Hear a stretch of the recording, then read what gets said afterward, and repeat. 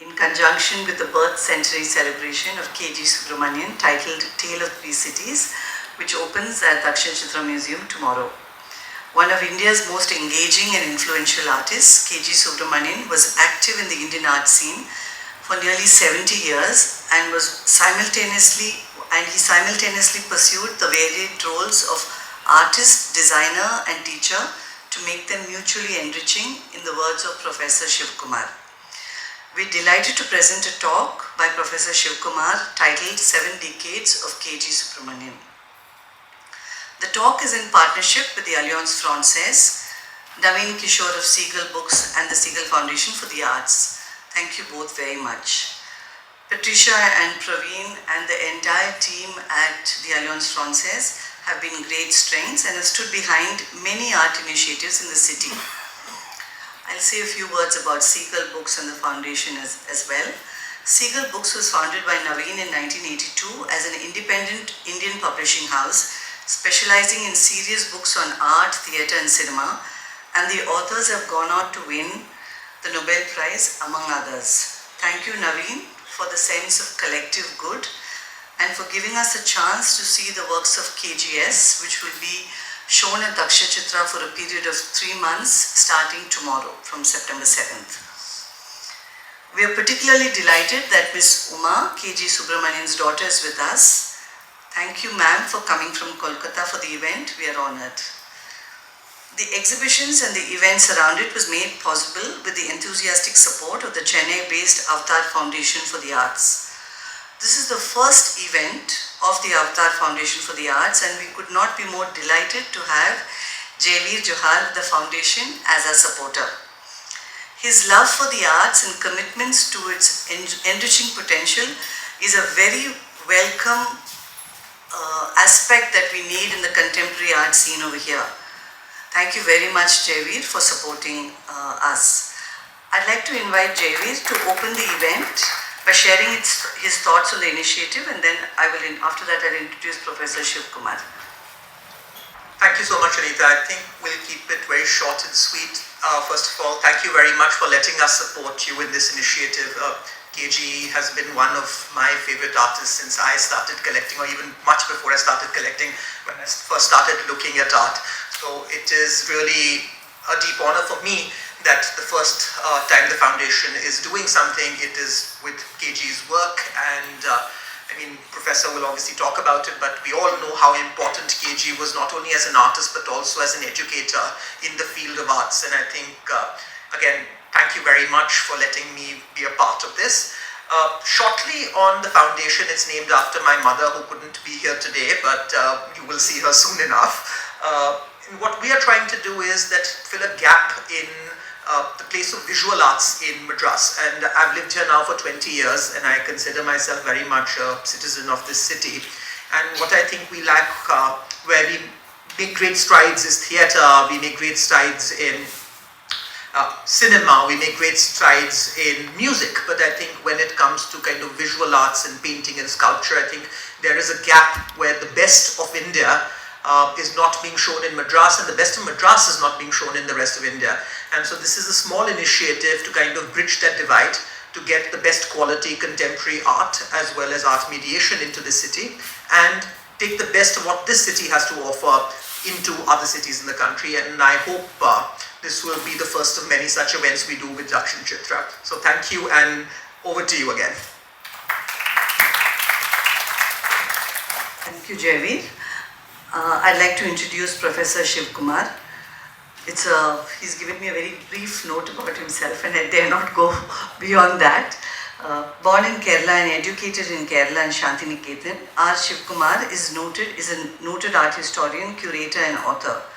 He's written extensively on artists associated with Shantiniketan and the Bengal School, and has remapped an important trajectory in modern Indian art. Besides authoring over 20 books, he has also curated several seminal exhibitions, including Shantiniketan, The Making of a Contextual Modernism, G Subramanyan, a retrospective, Binod Bihari, a centenary retrospective co-curated with Professor Ghulam Mohammad Sheikh, and The Last Harvest, Paintings of Rabindranath Tagore, which is shown at 9 museums of the world, besides 4 museums in India. He was until recently a professor of art history at Vishwa Bharati Shantiniketan. He has also held the Mario Miranda Chair, Professor in Arts at Goa University, and the ICCR India Visiting Chair at Carleton University, Canada. So it's with great pleasure that I invite Professor Siva Kumar to take us on the journey of this extremely important, iconic artist and multi-talented person, of Mr. K.G. Subramanyan. Can I request a round of applause?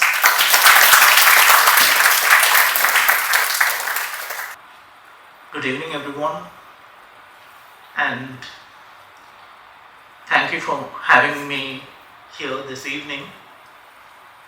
It's a great honor to be associated with an event like this, celebrating K.G. Subramanyan,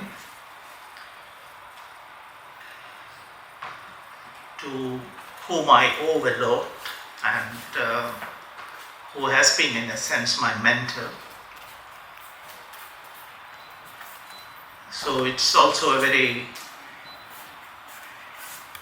important personal occasion for me. In some ways, all of us are shaped by where we begin our journeys and the circumstances in which we begin our journeys. Now, these might be very subtle. It's not as if the whole journey is foretold by the beginnings, but it still very often leaves an impact.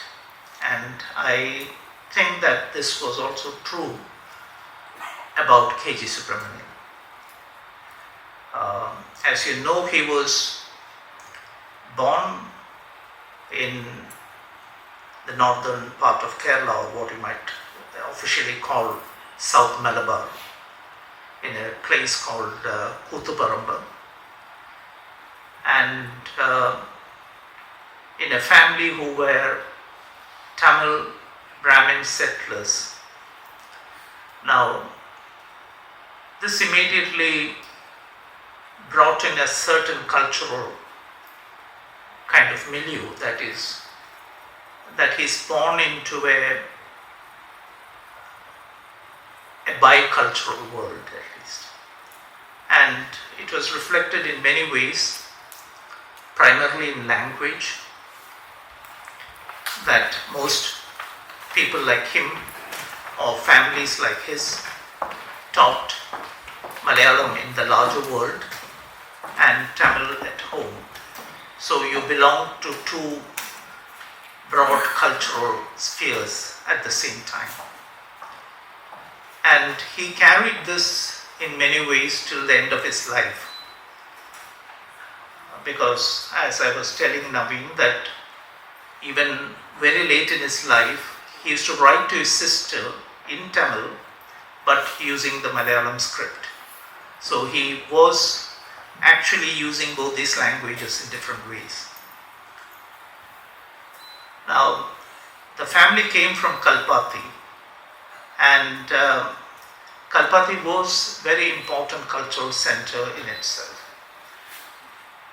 Now, even without his being aware, he was being exposed to a range of cultural expressions, starting with columns in front of the house to the famous Ratha festival of Kalpati, then the local ritual theatre and dances and performances.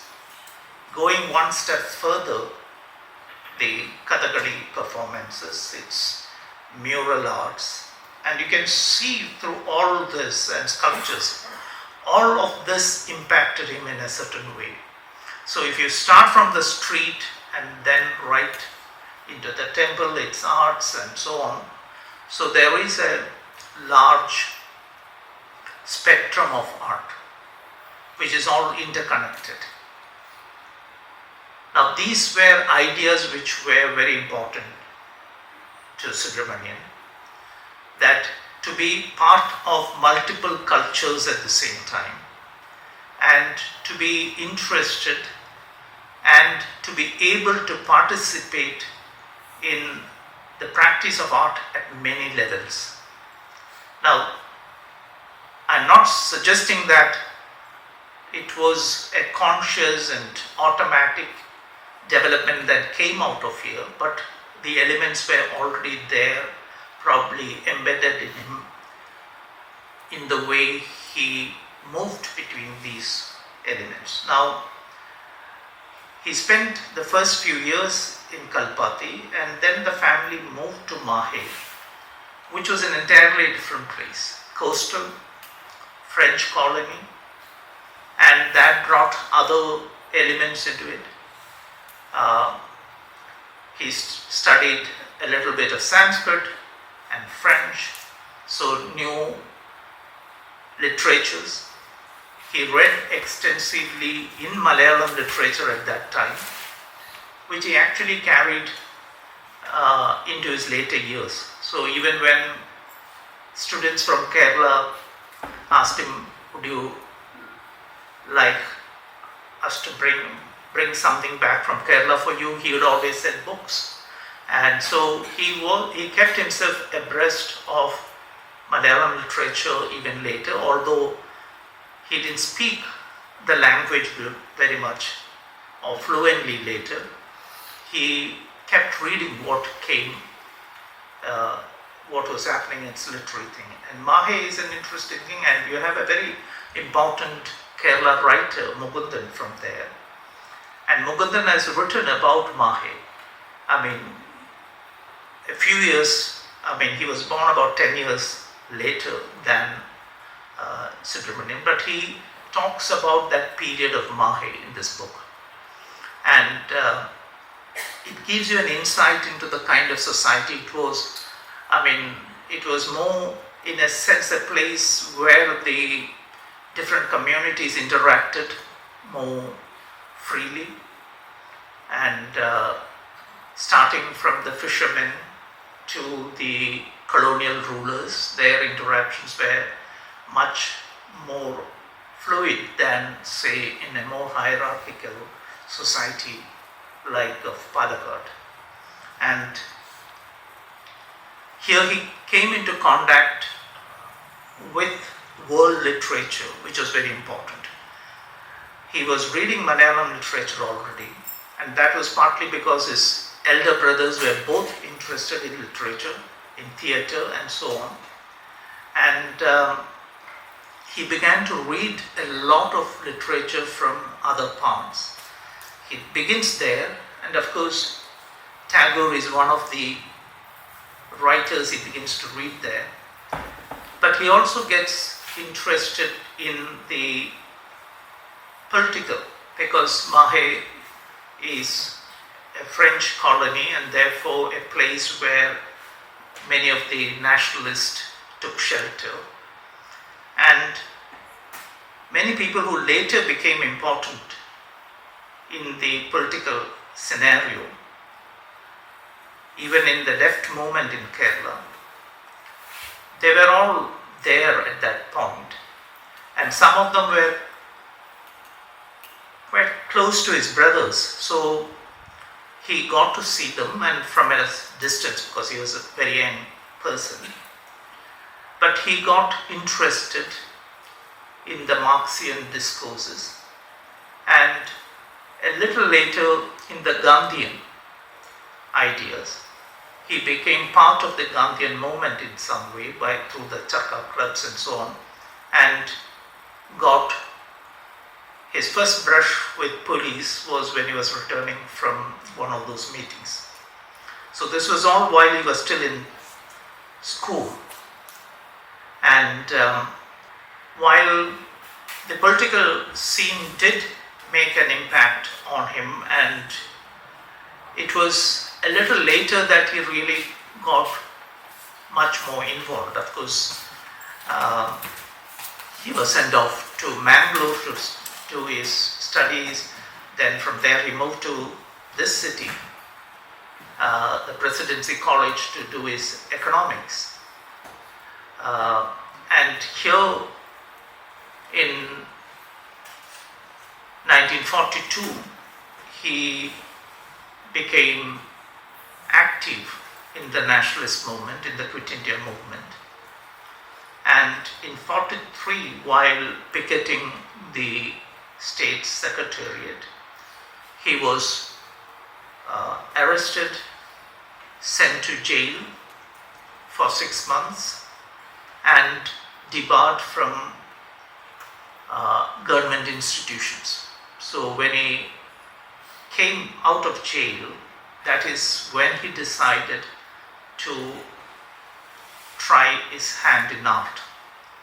He was already working since his days in Kerala. He was doing little things. And when he was in Chennai, Madras of those days, he was painting on the side. These works drew the attention because somebody took it to the art college and showed it to Panikkar, and Panikkar showed it to Devi Prasad, and Devi Prasad was impressed enough to call him to the college and say, why don't you come and join the art college? Leave economics, you are actually cut for art. You should shift to the art college and I'll take you in.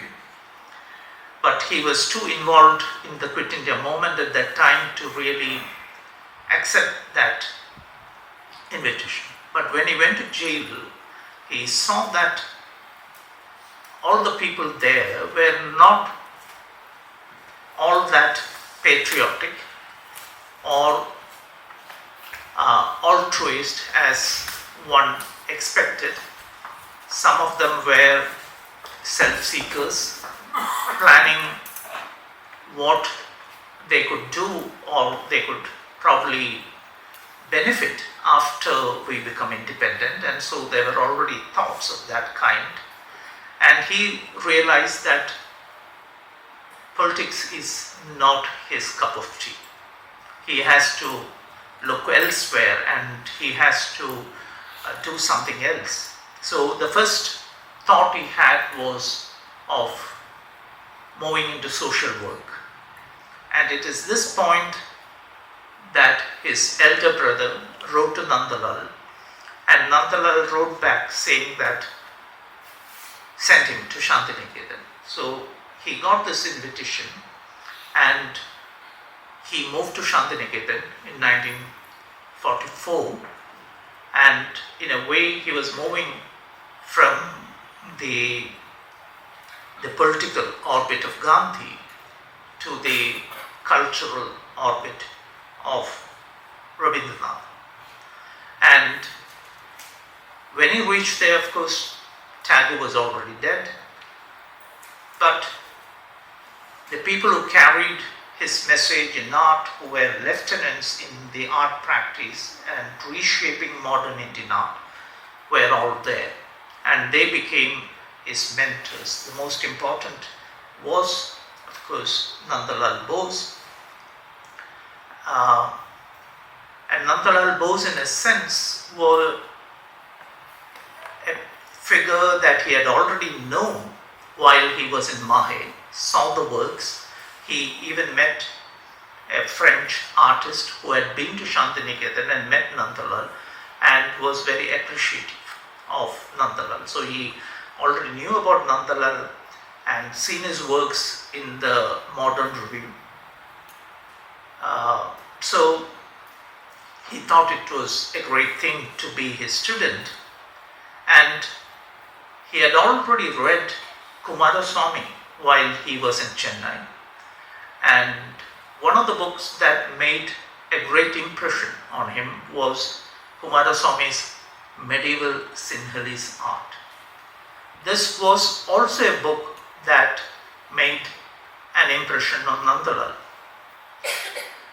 And Kumaraswamy there argues for an art scene which is linked by an art language, but it is an art scene that is spread across a big spectrum.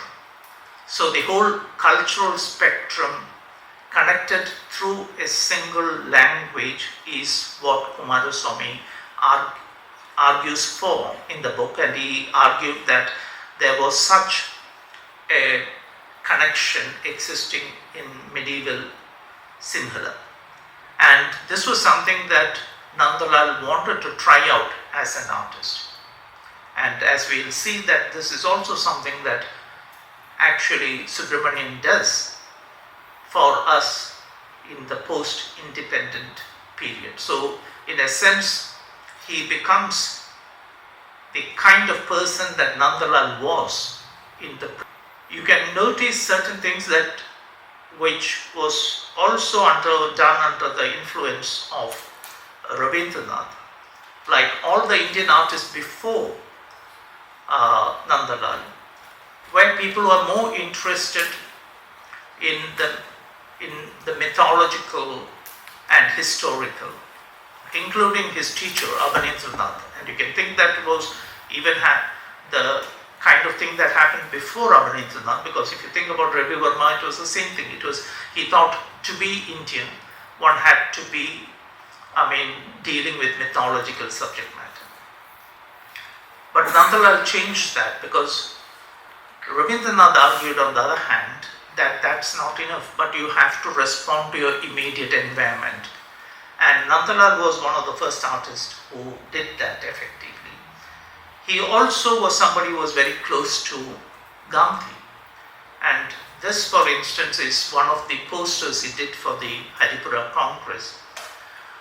And he did this on the invitation of Gandhi. He actually worked for Gandhi in 3 of the Congress, annual functions in Lucknow, in the year after that, and one of the smaller towns, and then in Haripura. Now all this was something that was highly experimental in a way, modern in its language, but still related to, say, folk arts in this case, and so on. Now, besides Nandalal, there were 2 other people who were his mentors in Shantiniketan. One was Binod Bihari Mukherjee, who took many of the things that Nandalal talked about, but developed a very analytical approach to issues like art languages, how they're related, and all that kind of thing. Very sensitive person, and considered to be a very important teacher. In fact, somebody like Stella Cranbridge referred to him as the best art teacher in India at that time. So somebody like that was also one of his mentors. And Subramanyan, and this is a major work by Binod Bihari in Shantiniketan, a large mural. And Subramanyan had the opportunity to work with Binod Bihari on this mural. And the third person was Ram Kinkle. Ram Kinkle also was a very important figure, and he changed the way we looked at sculpture in India and brought in the ordinary people, the peasant, the tribal, into it in a big way, much before anyone else did. So these 2 artists who were younger than Nandalal and who were much more accessible became his immediate kind of associates. Because they were also people who allowed their students to be extremely friendly and work with them. So there were these things, and by the time he finished his studies in Shantiniketan, India was independent. So the relationship between the artist and the state sort of changed with independence. Many of the issues that were very important for people like Nandalal were no more that, demanding that immediate to the new set of artists. And this was a period where Subramanyan had to rethink his trajectory. The first thing, of course, he did was to go and help with setting up of a project for vocational training for people who were affected refugees of the partition and who were living in one of the many camps. And this he did from 48 to 49, and in spite of this kind of nationalist work, in a sense, his own painting actually reflected what he was picking up from Ramkinkar, the expressionistic, the modernist language of expressionism that he was picking up from. Of course, in 51 he joins the Baroda Art College as a teacher, and then again things change. Because once he becomes a teacher, and issues of teaching and various other things, enters his thought process, he actually moves towards Vinod Bihari. This is 1952 work by Subramanyan, and you can see that the way he handles some of these issues is similar to a work of Vinod Bihari of a similar time frame. Now, obviously those analytical, not just the merely self-expressive aspects of modernism, but the analytical aspects also became very important for him as a teacher. Now, if you look at, as I said, there were these big shifts that happened with independence, and he belonged to the generation of artists of what we now call the progressives, of people like Hussein and Sousa and all that. It is to that generation that Subramanyan actually belongs.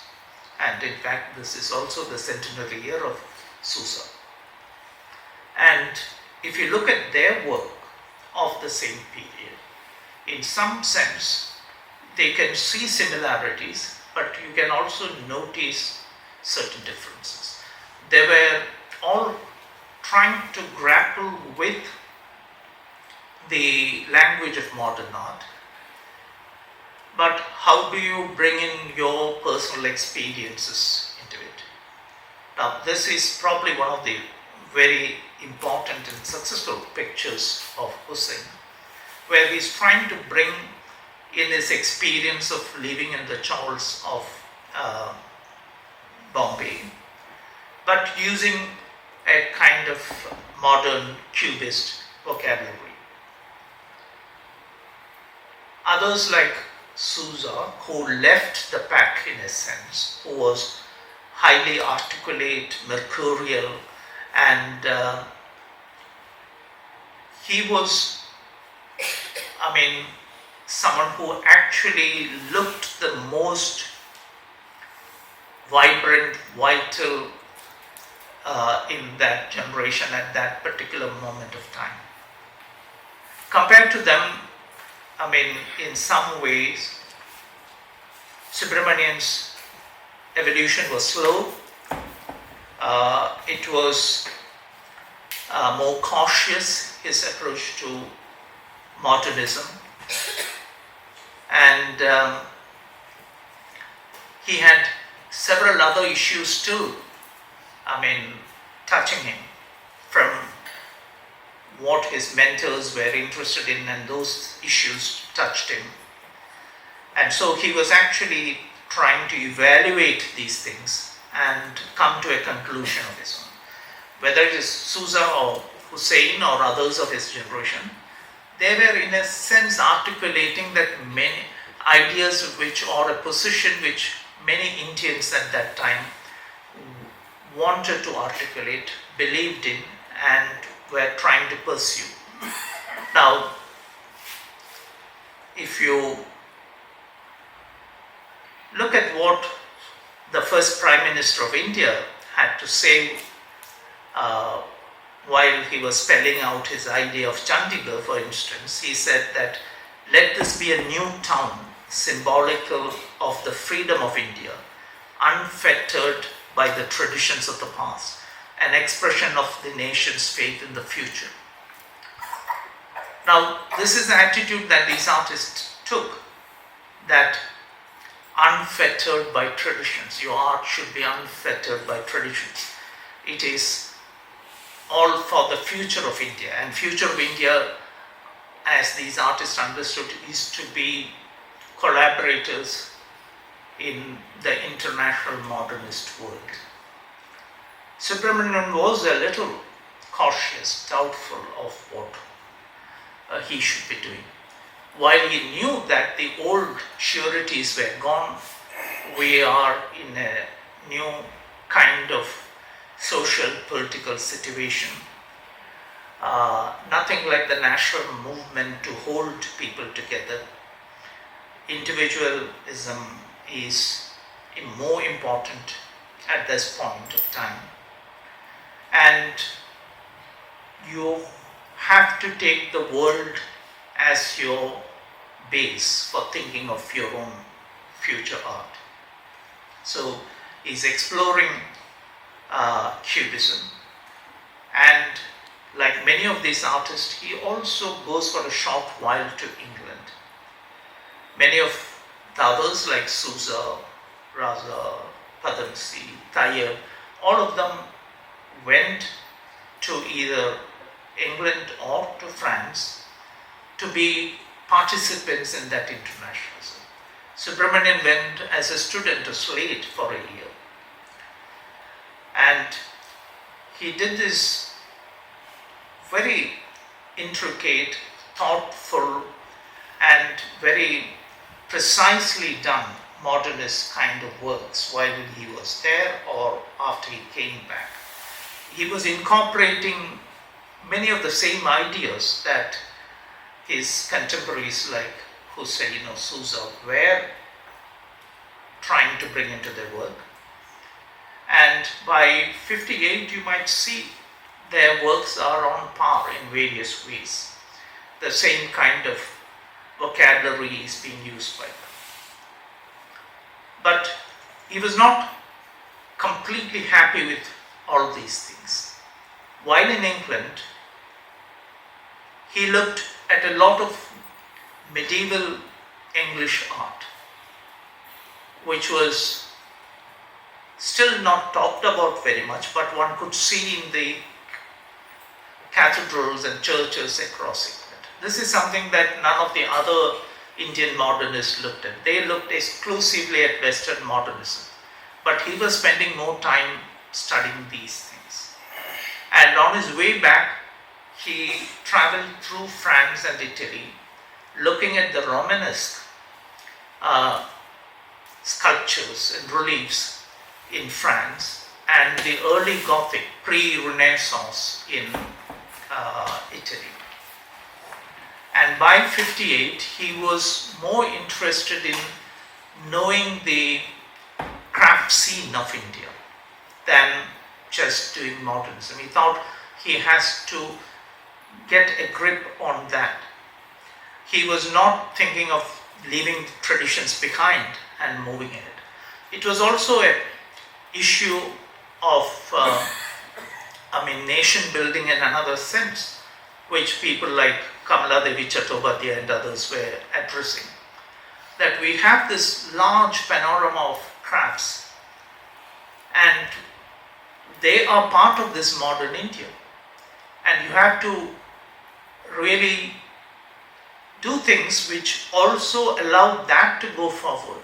And you can't just kind of forget about them and push them as part of something that was tradition and is no more meaningful to us.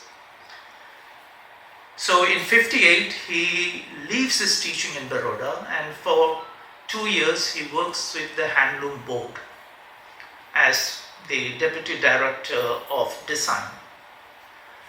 And he interacts, of course, that it was headed by Popul Jagar at that time. and he works with them for a long while, and he did excellent work. Unfortunately, this is an area of work that is not documented. I'll come to that a little later. Then in 61, he gets back to teaching in Baroda. And he also suddenly leaves his earlier kind of work, and he does a whole series of still lifes. Now, still life is something that many modern artists did to kind of explore visual language and to push certain changes in visual language, because in a sense it allows you to do that by pushing the subject matter into the background. Now he does something similar, and you can say his whole thing was broadly post-cubist in a way. There are two reasons for this.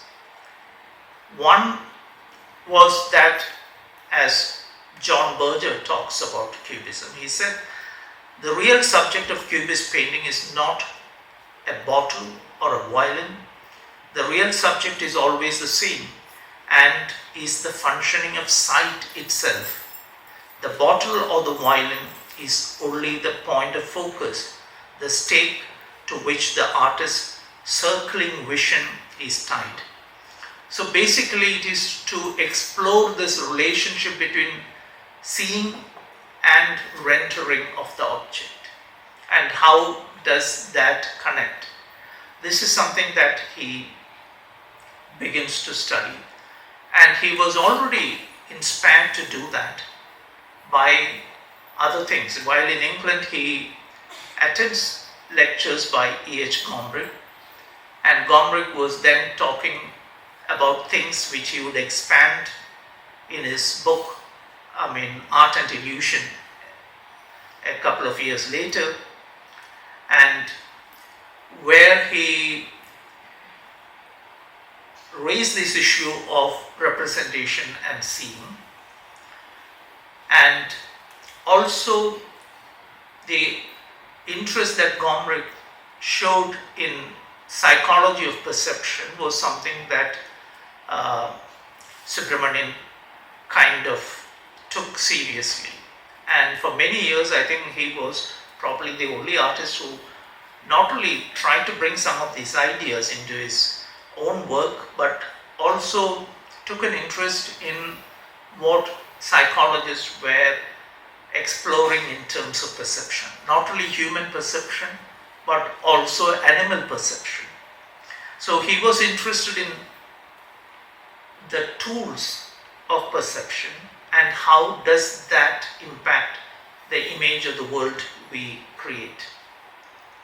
So for over a year, he just painted a whole series of these still lifes, and with materials of different kinds, as you can see here, sand, pebbles, all kinds of things coming into the, besides the pigment, also making it tactile in some sense. The other reason for choosing this kind of thing was already in a way Picasso had demonstrated that Cubism is a language from where we could go in multiple directions. Because many other developments in art pushed you in one direction, whereas Cubism is a kind of language structured in such a way that you can move in different directions, towards the analytical, towards the abstract, towards the figurative, towards the expressive. So unlike other styles of modernism, it had this flexibility. And most of these people, as Berger suggested, also recognized this as a language structure rather than a style. And this was a conclusion that Subramanyan arrived at. If you have to create a broad cultural kind of practice which is interrelated, then, as Kumaraswamy said, it has to be on the basis of language that runs through all this. But today, that language won't be a language that is pre-existing in that society, but it's a language that the individual artist creates. that will allow him to do that. So you don't have certain aspects that existed in traditional societies, but you are trying to make up for them by developing a language of your own. Now, this is in contrast to what many modern artists were trying to do. They were all trying to develop a style of their own, not a language of their own. Style, of course, is a much more narrower concept. And if you think about it in terms of literature, you immediately grasp that. I mean, you have Tamil and you have hundreds of writers in Tamil who have their own personal styles of using that language, or any language for that matter. So style is a much more limited concept, whereas language is a much more overriding, larger concept. And that allows you to, gives you the freedom to move in various directions. And we see the result of this in 1963 when he does this mural called The King of the Dark Chamber. Now, that was the occasion, 61 was the occasion for Rabindranath's birth centenary, and the government had decided to commemorate that with the building of theatres across India. So you might see Tagore theatres from north to south, east to west in many places. So in Lucknow he was invited to do a mural for the Ravindralaya, which was the Tagore theatre in Lucknow, and he chose to do a mural based on one of Rabindranath's plays, in English of course, which is translated as The King of the Dark Chamber. Now, this play is, Subramanyan thought, a metaphor for what the art does.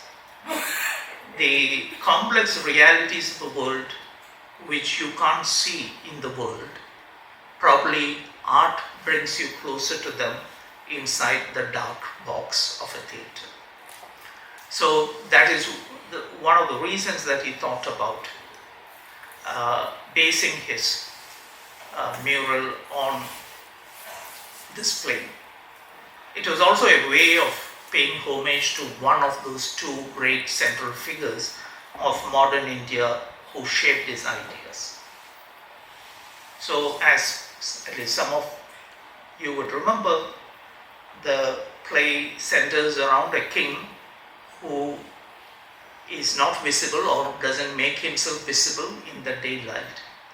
So his queen is completely frustrated with this idea of that she has to see him in the dark chamber, and she believes that he is around in the world and wants to locate him and see him in the real world, in the light of the sun. And so in the beginning you have the queen with her maid, and this conversation is the first part. Then of course there are a few impostors who try to take the place of the king, whom the queen mistakes for being the real king, and they try to set fire to one of the gardens, but they are saved by the king, and then still the king is not visible, so they march to her father's kingdom and try to conquer it, where they fail, and finally the queen realizes that probably she has to submit to this king who makes himself visible only in darkness. And so this is where the narration is. But what he does is interesting. He uses, 13,000 terracotta tiles to create this. Now, as you can see in this detail, that the tiles are not all, telling you, they are not, figural. They are basically abstract units, decorative units, and by organizing them, you create these figural things, except for things like eyes, nose, etc. The others are almost like little bricks or small units of terracotta. So in a way, it is working like the Cubist language. The units don't have any meaning, like in it's still like a little brush stroke, but when you try to group them together in various ways, readable identities come, and then those readable identities can connect and become a narrative kind of thing. So it's basically the same principle as the abstract paintings that he uses in this mural. And he is moving on to things beyond the visual in some sense. And you can also notice that the first detail is from the beginning of the mural, where you can see the arrangement is more angular and so on. And the last detail of the mural, where you can see that it is all more organic and so on. So basically what it does, and if you look carefully, there's a change of rhythm, there's a change of the visual qualities that shifts from one end to the other. So it is through these shifts that we also map the nuances, the emotional nuances in the narration. So making the language speak for itself. You step behind. In what all his contemporaries were trying to do is foreground yourself as an artist into your work of art. But what he was trying to do is to step back. Now this, in a way, he thought was how our temple architecture and things like that work. From distance you see it as a kind of abstract, interestingly lit up shape, and when you get closer you can see details and other things come up. So this is a very typical way in which he dealt with things. Now most of the Indian artists who tried to learn something from traditional art, they tried to imitate its stylistic features. But Subramanyan thought about the structural aspects of that tradition rather than, looking at the stylistic aspects. Now this again is a big difference from artists who wanted to go back to tradition. So he is moving away from both these groups. Artists who were moving towards a modernism which is international, and where the self of the artist dominates his work, and the opposite group who were trying to imitate or keep the traditional Indian art going. Now from the tabletops he moved into interiors, intimate spaces where a kind of figurative drama is taking place, where many things that modern artists did, the brushwork, the materials and how they interact, etc., were important. And he experimented with different aspects of space, its materials, like here you have many elements which are actually stuck on, and so on. And some of these was also a reflection on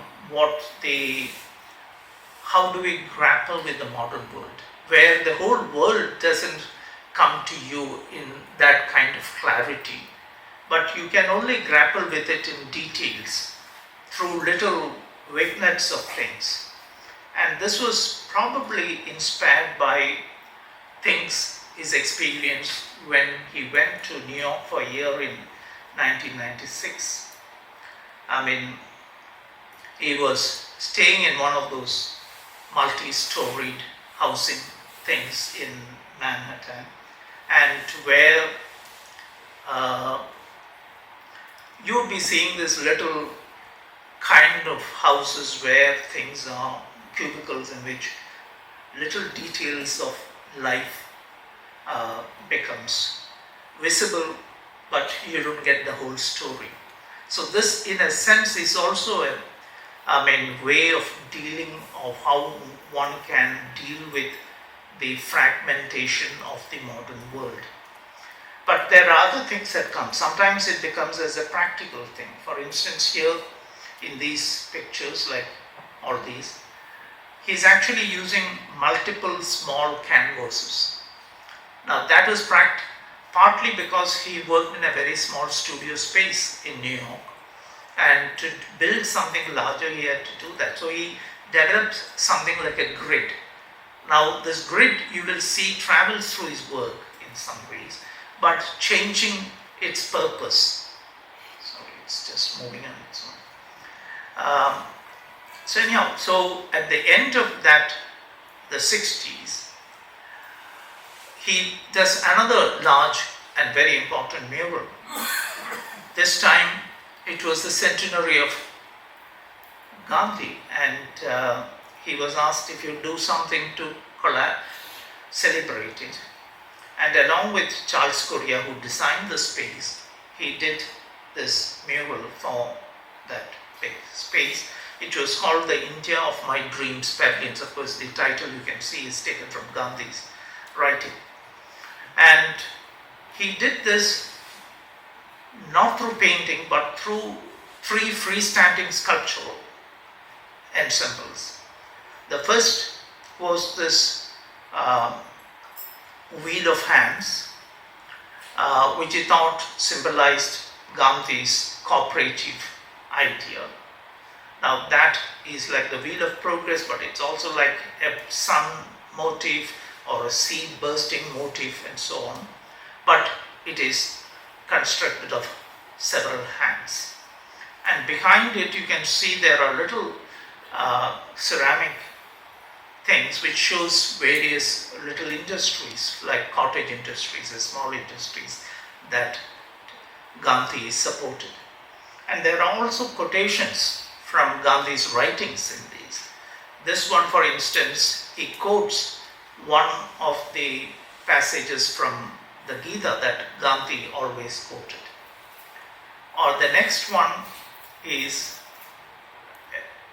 a structure which has a bovine figure at the center. That the bovine figure is a transformation of a grain chest which peasants used and farmers used in Gujarat, and so he transforms that into something like the Kamadhenu. And behind, again, a wall which has little floor plans of village houses, and there are quotations on this. Obviously the quotation here is Gandhi's quotation of saying India lives in villages, and when the villages die, India dies. So he is transforming maybe objects which are already there in the environment into symbolic objects. The third structure was opened in various directions. From the front it looked like a display case, and in these little cubicles he put fabrics pressed between acrylic sheets, and they represented various religions. And from the side, of course, again it opened up like a gate, and here we had various statements saying that God has many forms, and so we call him nameless, and so on and so forth. Basically the 3 central ideas of Gandhi are brought into it, and in the center he had actually thought of putting a pool where all these 3 structures would be reflected and unified in a certain way. So this was his kind of homage. Again, one of the things we notice is he is constantly changing his materials. This is in sand cast cement, the earlier was terracotta, and he is trying to use all these things where, again, here you can see completely textural surfaces are turning into meaningful units.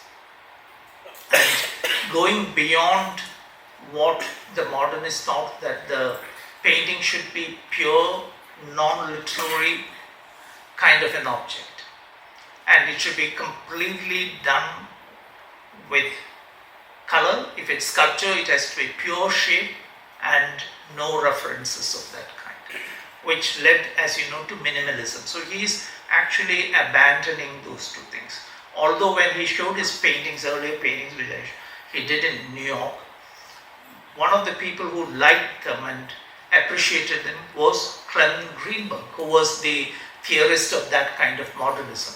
But while he subscribed to the idea of modernism and that the materials should speak, and in the time we are living in, we don't have, shared stories, myths and so on, and an artist cannot depend on that. He was still very eager to do something, art which opens up at all those levels. And also by now, by the 60s, his own practice had expanded a lot. I said that he worked with the handloom board and he did various normal traditional things for them, but he also experimented a lot for himself.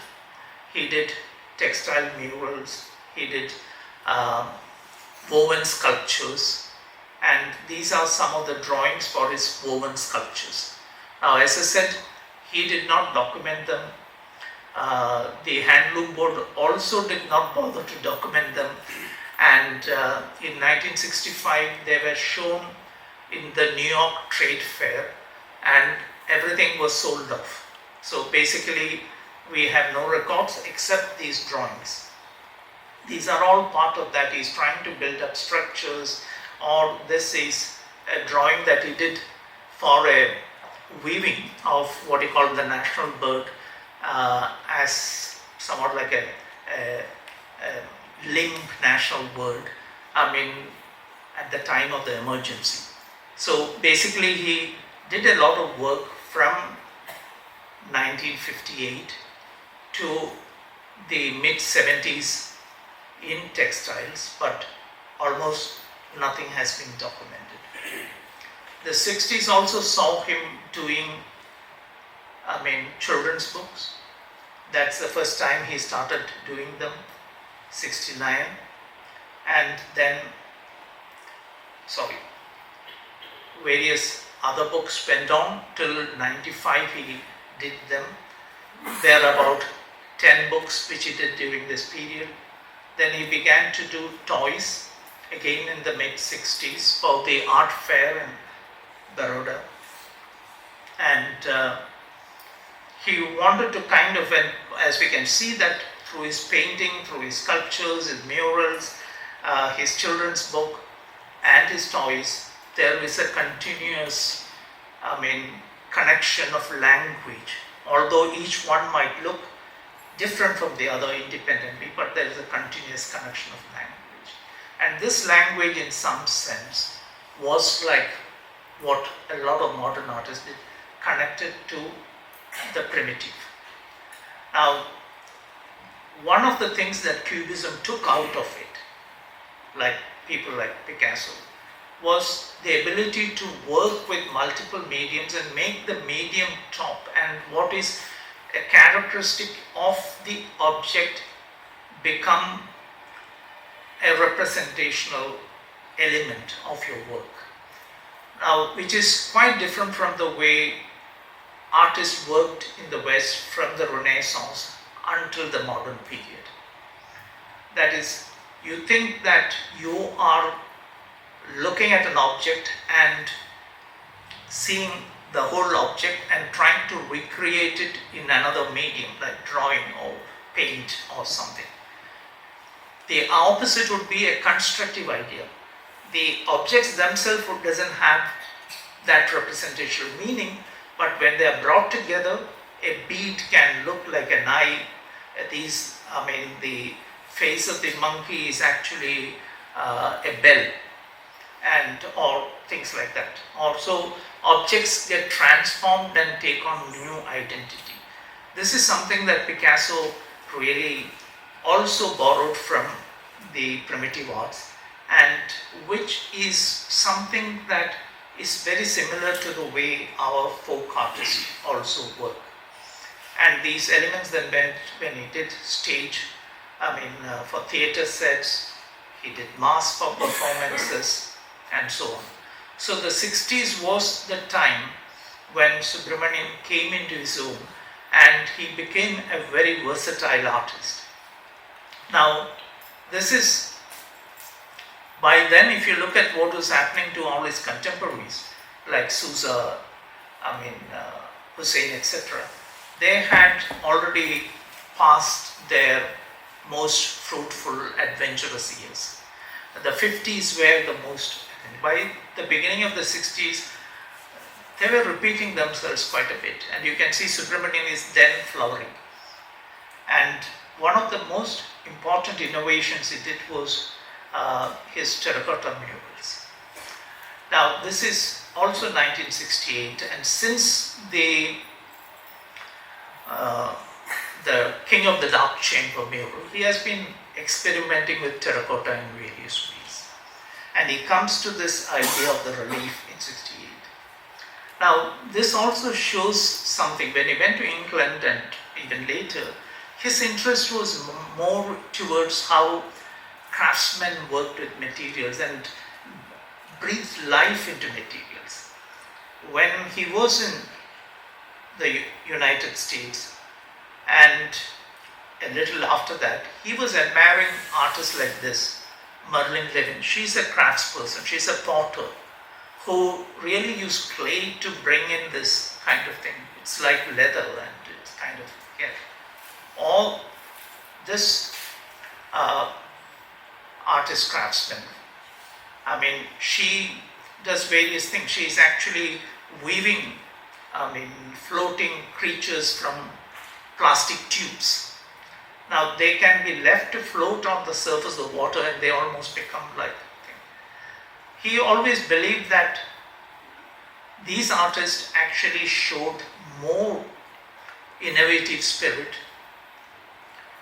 than the great artists. Now I'm just comparing his work of the early 60s with Francois Grosjean's work of a little later, the same person who did that insect, floating insect. Now, he admired people like these to people like these modern masters like Oldenburg. Because he thought by doing this, they are comparable in certain way, but here the artist is a little too self-obsessed with what he's doing. He wanted to make his little wit and things like that blow up and become identified with himself. Whereas the craftsman does similar things which are equally imaginative but allows the materials to speak. So he was always interested in that kind of work rather than the kind of innovation that modernists did, even when there were parallels.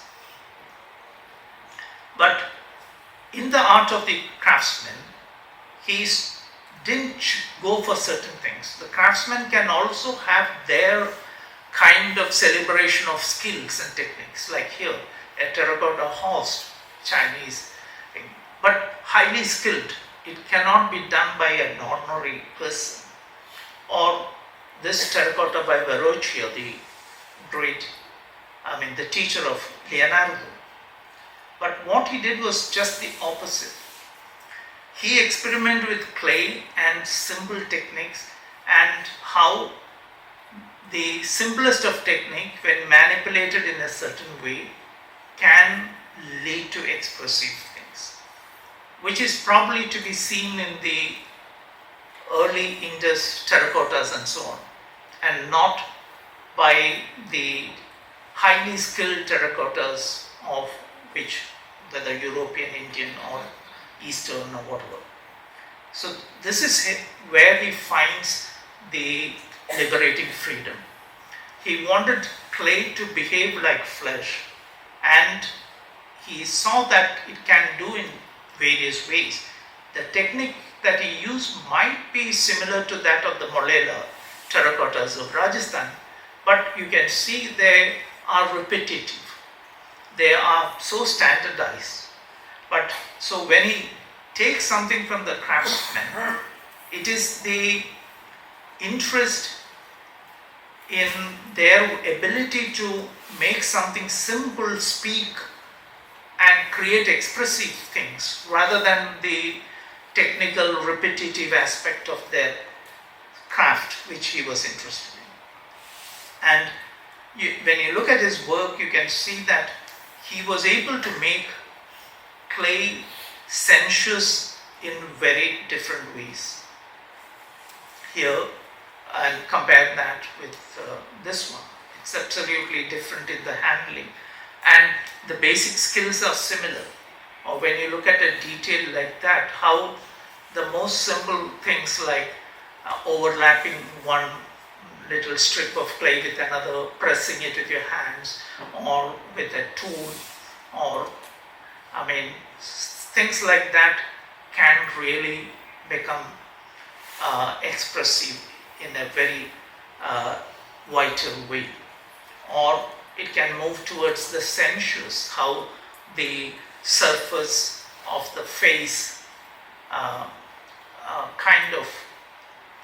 is modeled, or a little detail of the body can be worked out, and so on and so forth.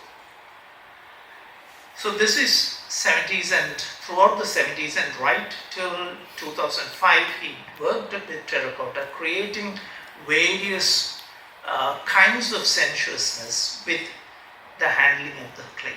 Okay. Now, by the end of the 70s, he also began to work with another medium, which was an old traditional medium, the glass painting. The earliest glass paintings that came to India were from China, or some of them were also done by artists who came from China and settled here, and they were all popular kind of thing. They went into it, it was almost like the popular art of today. Either they moved towards the sensual or it moved towards the religious. So you pick up the sensual, and even today we have people working with glass painting in popular art, but they are all very limited. And then he takes it up, he takes on similar subject matter. This is another thing he now begins to do. When you take something out of another tradition or another period, along with the language, some of the interest that the artist who uses this language also gets transmitted. So if you draw on a literary language, the texts that were composed in the literary language also becomes part of your thing. So something similar is happening with this. So he begins to play around with kind of thing. Then he connects them up with other things. They slowly, you can see, becomes much more sophisticated technically. And he's connecting it with other traditions, not only glass paintings, but like the Kaligat, for instance. This is a later glass painting. But from here you can also go on to Matisse. So actually the language then leads you to various kinds of things. And then all these different possibilities of this strand of language enters your imagination, and then it allows you, frees your imagination, makes it move in a certain way. These are all based, if you knew him and he would tell you stories of what led to which image and things like that. But these are not available to us unless we talk to him. We are expected to kind of respond to it on the basis of our own experiences and so on. So the Kaligat, for instance, here. And then it moves into a much larger area, much broader area. Like when he does images like this, he's using the Krishna myth, but he is using it to comment on a certain political event that were happening at that time. This was the time when Sanjay Gandhi was ruling the roost, and so he makes him look like a Krishna dancing on the snakes, but he's also the guy who is trying to work out or start a motor car kind of thing. So there are also new leelas of Krishna that comes up. So he is also being, a little naughty behind all these symbolisms and commenting on what is happening. So the glass paintings then move on to another direction. Or he uses traditional imagery to tell new kinds of stories. And many things come and add to that. He did a whole series in 87 when he went to Oxford, but he started some of the imagery before here, and based on this Mughal painting of Inayat Khan. So he becomes a symbol of a removed observer, who is no more active participant in the world, but a man who is looking at things happening around him with a sense of humor, fun, and occasionally commenting on it. Now, you can see where the glass painting started and how it evolved over kind of 10-15 years. Then in 80, he moved back from Baroda to Shantiniketan, and here he became interested in murals once again, because there was this whole tradition of doing murals in public spaces in Shantiniketan, and these murals, his own teachers, we looked at one of them in the beginning, but these murals were done as collective community works rather than as commissioned murals. That's how murals are usually done, as commissioned work by modern artists. But these were all murals done as part of their engagement with the community. So here is one of the first ones he did, which is actually delves into the creation myth of Bengal, as it was a place of the swamp, and gradually it turned into land. So he sees this through the stories of the goddesses. The early goddesses who were worshipped were goddesses like Manasa, which is the goddess of the snake, or Kamala Kamini, which is again a water deity. And then the goddess that comes to be worshipped, and which is the reigning one, is Durga. She is the goddess of the land, in a sense. So he makes this wayside shrine to these goddesses, again using techniques which were kind of thing. He now uses sandcast cement not only to cast reliefs, but actual three-dimensional objects. And the foreground of these, there have these, tortoises and crocodiles and other thing, which are creatures of the swamp. And then in the middle, a tree comes and a bird lands on it. So it's also a story about Bengal, in a sense, the formation of Bengal as a geographical entity. So his stories can be quite broad and varied. And for this little swamp in the middle, he uses something that girls do for a ritual in Bengal. This is a still from a race film, and this is called Punya Pukur, and this is a ritual performed by young women. So there is a little pond that you make, and you plant a little tree there, and you worship. And so that is the motive from where he develops that central thing. So he is somebody who is looking at the culture at different levels and beliefs and stories and all, now bringing all that into his thing. So he's not a modernist who centers himself and keeps the rest of the thing out. And this is a building he painted several times. The first time in 1919, part of it. And here his idea was to go back to some of the same language that he used in this toys. He begins to use this because this is done by Indian village folk artists, mostly women. You can see their skills are limited, the units are simple, you can create these units almost mechanically, but when they are organized together, they gain a lot of power and visual interest. As of here, almost anybody can do this. All the units are so simple, but the cumulative effect is something much greater, much more powerful than what the units kind of suggest. Now, he used the same idea. I mean, not repeating again, as I said, the stylistic features or motifs that these folk artists did, but the idea behind it, the structural understanding of visual language and building a visual language behind it.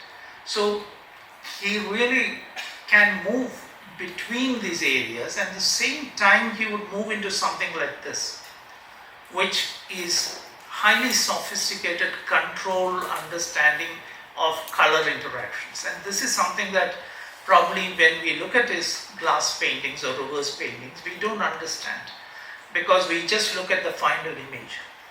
But these are created in a very complex manner. That is, you have to paint from behind, you don't see what you're painting. That he actually worked on it, they are monochrome to start with. Then from behind, he starts superimposing colors over this mono, or actually not underpainting, but putting paint behind them. And the paint that he uses behind transforms the color in the front. So we don't see the monochrome. That single monochrome image becomes, very chromatically rich kind of thing. And the color you put behind is not the color that we see. So you have to imagine what effect the overlayers of color will create and how it will look from the front. So one has to have a very strong understanding of what one might call the interactions of colors and their effects. And this is what makes his reverse paintings complex and interesting, and why the folk versions of glass paintings are so simple, because this is very complicated to think about all these things. Now, he gradually moves away from just exploring language, which he has done now for so many years, and he is more interested in freeing up language and how to kind of mix various languages, not to be purist about language anymore. And how does that take your expressive aspects or powers to the next level? And this is also partly because he begins to think about how the reality that we have and the reality we see is not only depending on the mechanics of perception, but also influenced by our own experiences, prior experiences, and our own cultural legacies that we carry within ourselves.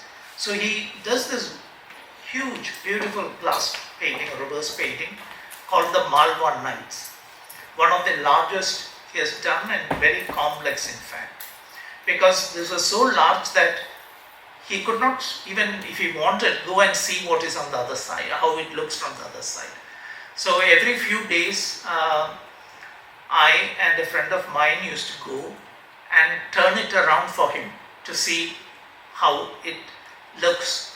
So he worked for 2 or 3 days, almost blindfolded, without knowing what is coming on the other side. And within a month, during the puja vacation, he did about 6 of these large pieces. So that is, about 4 or 5 days for each piece. So they're really done very fast, done almost without seeing what effect he's producing on the other side.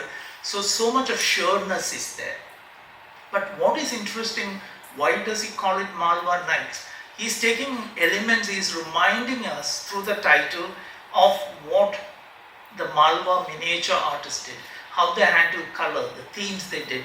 So he's playing around with that, and he is creating a modern context in which some of these things are repeated, but I mean, not copying them straight away, not using the thing, but if one looks at these things side by side, you still see a lot of interactions happening.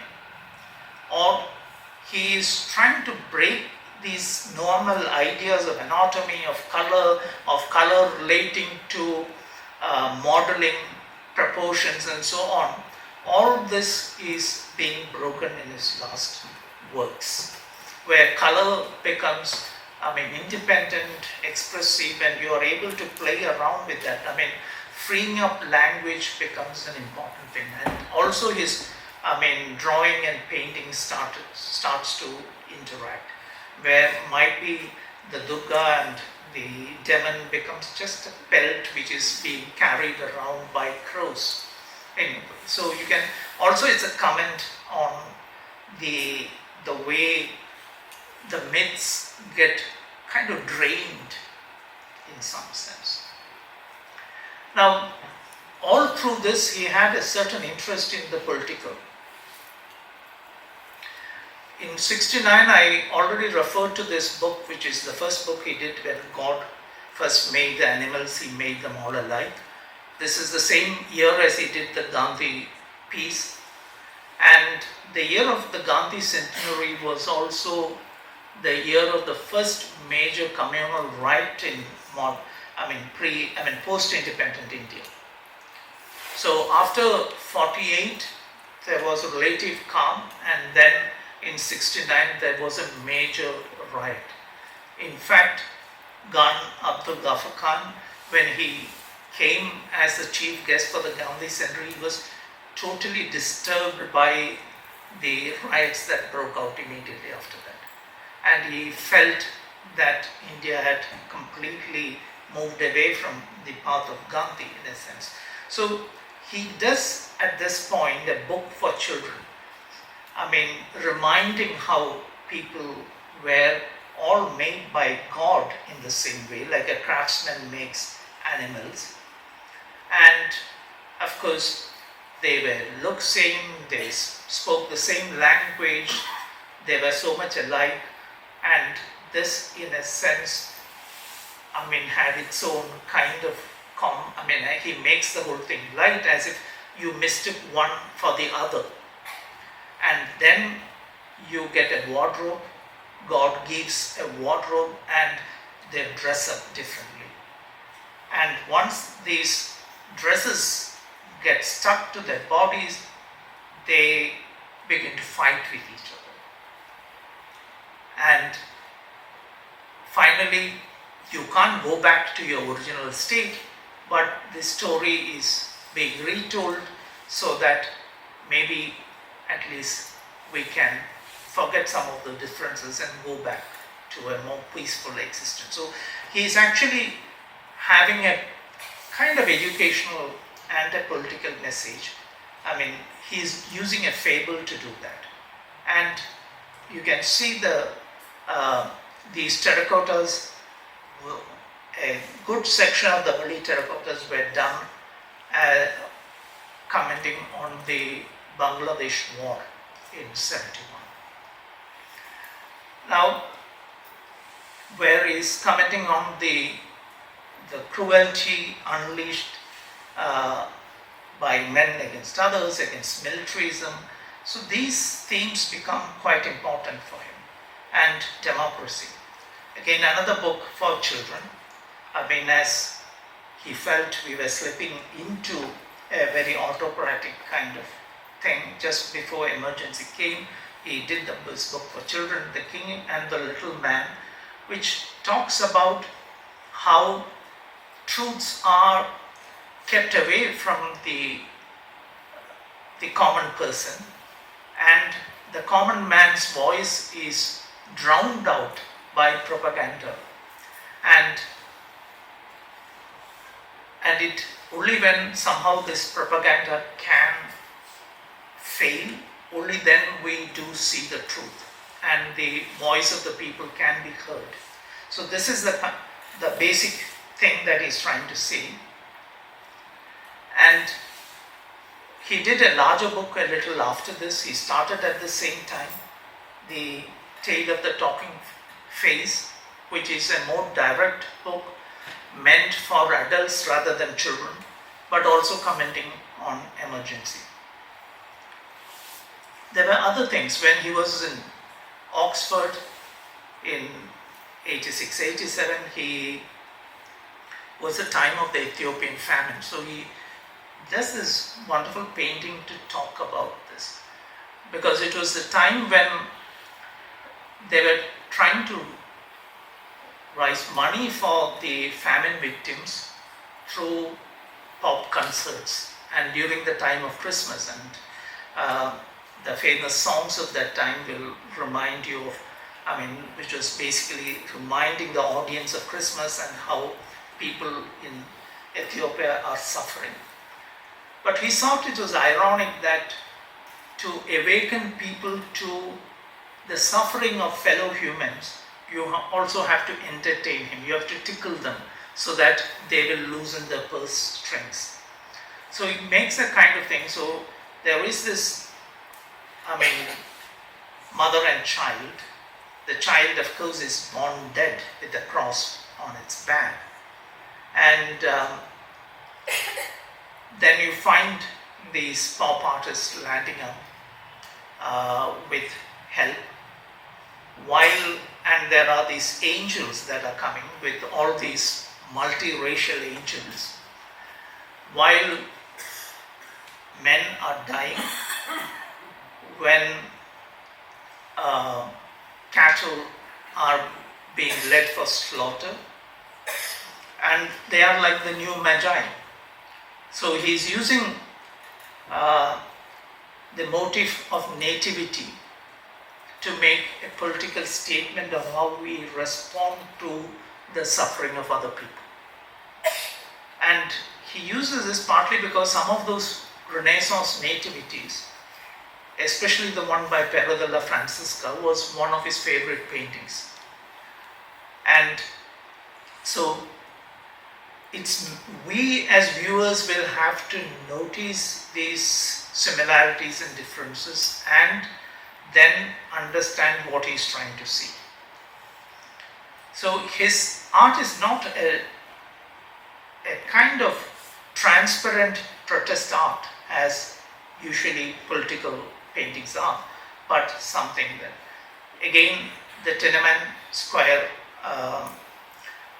kind of tragedies, and so he uses these what he calls symbols of liberty from Delacroix's liberty leading people to the Statue of Liberty, and behind a kind of figure that we all relate to in India with the Rani of Jhansi who goes to war with a child strapped onto her, and the other revolutions happening elsewhere in Africa and so on, and contrast that idea of liberty and the symbols of liberty that we build around it to the happenings in our world today, or to the kind of aftermath of the Barbary Masjid, where riots breaking out in Bombay. So these also from time to time events that really shake him, his faith in people, that leads him to respond to it. Or the massacre of the innocents, which he calls, this is when the Gujarat riots took place. So he's continuously responding to these things. And fetricide is something that really alarms him, disturbs him deeply. And he said once that until and unless that there is something happening, it's not just being political and responding, but these are events which shake an individual artist, then you can come up with these kinds of work. Again, on the same lines, the anatomy lesson, the last set of terracottas he did 5 of them, on the same thing, and you can see how he uses the grid here, quite unlike what he does. It is actually to fragment the human figure and totally dislocate anatomy that he uses the grid, which he doesn't use here. Here it is fragmentary, but it is not, it still suggests a totality which we may not be seeing, but it exists. But on the other hand, we see the totality, it's clear, but it is mutilated, fragmented altogether. It is violently mutilated bodies that we are seeing. So he uses these devices also separately, just like he was using those rhythms of the little blocks of terracotta that he did to show suggestions of shifts within the story. Similarly, in his larger work too, we can see that the same motifs of same structures being used differently. Now, the last major mural that he did was this War of the Relics, which traveled, it came here to this city as well, and which had a similar subject matter of violence as well as conviviality that human beings are capable of. That most of the wars we fight are over old symbols, and we lose sight of what is humanly possible otherwise. Now, looks very similar, but a very different thing. I'll end with this work. One of the last murals he did in Shantiniketan, there's one after this, but I'll end here. And which is the second version of that mural which he did, and the same language is used, but it covers the entire thing, and it was done in a short period of just 1 month. The entire building, which is about 2,000 square feet, was painted in a thing. I just want to quickly, and this was a very indifferent looking building, so but the mural is also a way of enlivening the building, and very often we have this. For instance, the Sistine Chapel from outside is quite a boring structure.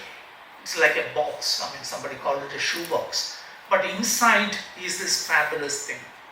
Now, similarly, Subramanyan transforms this rather indifferent building in Shantiniketan into something which is eye-catching.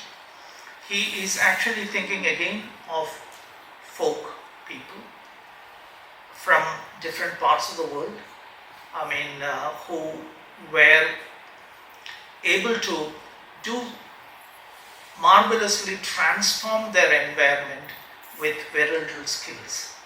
Or a modern artist, I mean, who is transforming environment almost with what looks like graffiti.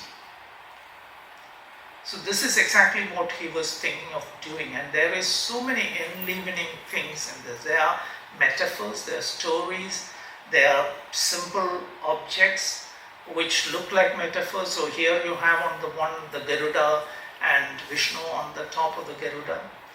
You have just below that this little almost fable-like conversation, or maybe a monkey and a tortoise in conversation. Now, some of these are comments on what is happening at that moment in Shantiniketan. There are a couple of imageries here, like the Garuda. There is another sign, the Hanuman, then the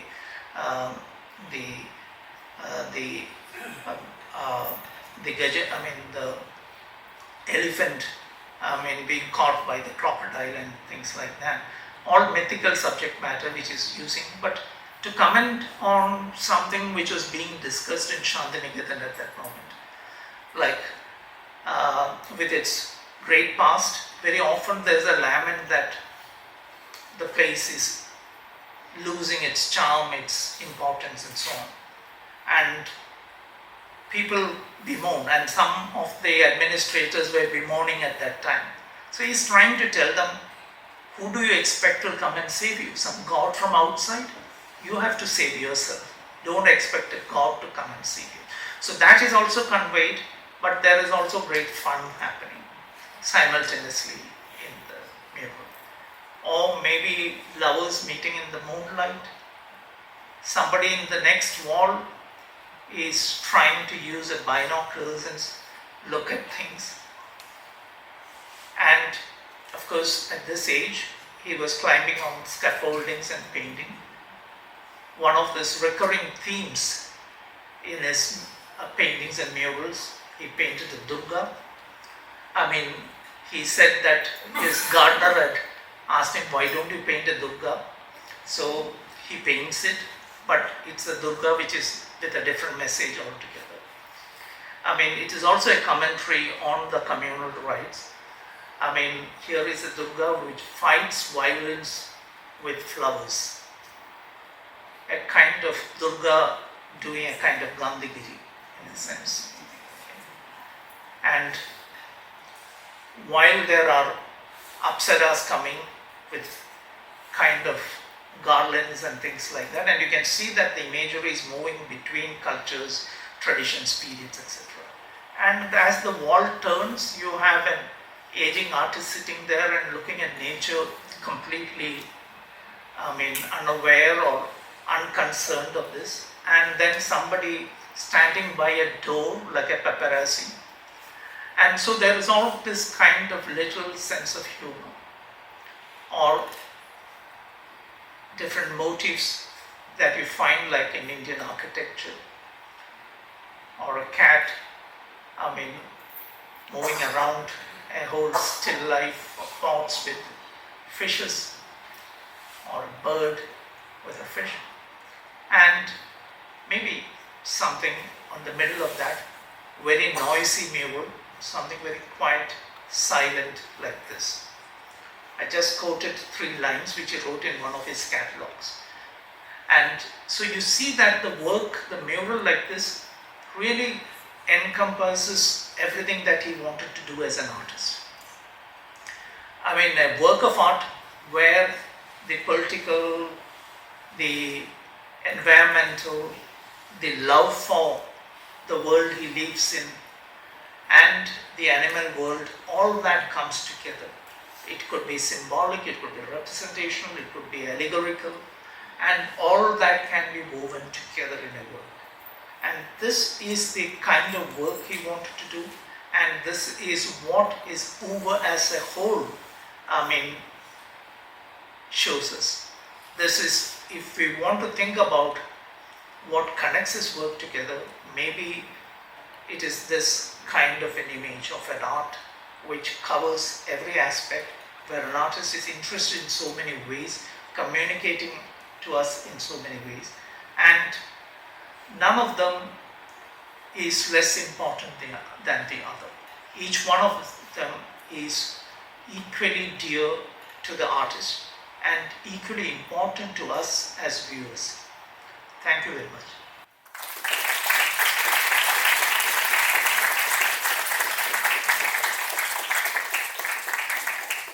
Thank you very much, Professor Siva Kumar, for this talk with great breadth and depth of the very rich and intersecting life journey of G Subramanyan.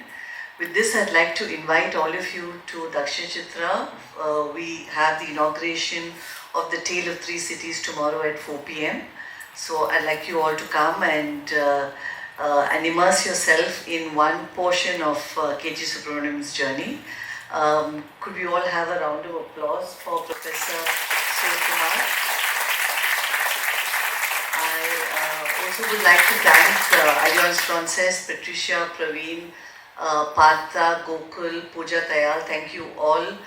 Team Dakshinachitra who were here, Sibi, Anita Yogeshwari and Prasad. And I know it's raining art today in Chennai, many art events across the city. So thank you all for coming, and I invite all of you to Dakshinachitra as well. Thank you, good night.